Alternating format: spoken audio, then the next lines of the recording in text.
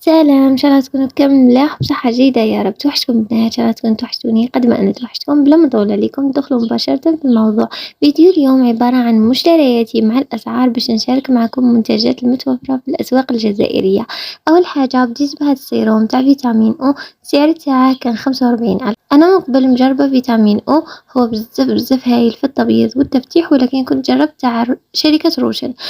هذا أول مرة رايحة نجربه، فراح نجربه معاكم مدة معينة ونجي نشارككم النتائج مع الصور قبل وبعد كيما عودتكم كالعادة. ثاني حاجة كنت شريتها هي هذوما زوج تاع حليب الماعز. أول حاجة هي صابون أبو سعد تاع حليب الماعز، كان السعر تاعه 20 ألف. دونك أنا كنت راح نجيب الصابون تاع هاد الكريمة يعني، ولكن للأسف كان خلاص للكوزميتيك اللي شفت من عنده، فاضطريت نجيب صابون حليب الماعز تاع أبو سعد باش نمشيه مع هاد الكريمة.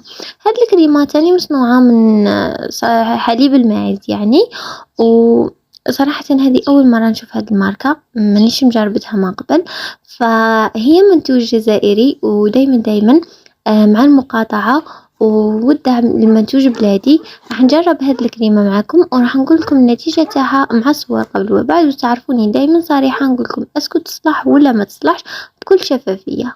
مع الصيف وسخانة وبدا الحال يحمى، أكيد راح نحتاجو أنتي سولاي واقي الشمس. فأنا قاع حياتي تعودت نستعمل أنتي سولاي تاع فينيس، ولكن مع الأسف وبكل صراحة الجودة تاعه في آخر عامين يعني صارت رديئة جدًا، أكثر من رديئة يعني.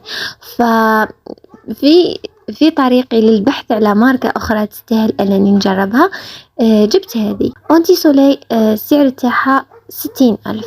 وآخر حاجة كنت جبتها هي هذا المرطب كان واحد الوقت دار حالة ضجة كبيرة، وصل السعر تاعه ل170 150 هكذا. دونك لقيته في التخفيضات ب37 ألف فقط. قررت أني نجيبه ونسييه لاخاطش أنا من قبل ما سييتهش، فراح نسييه معاكم دوكا على منطقة الكوع.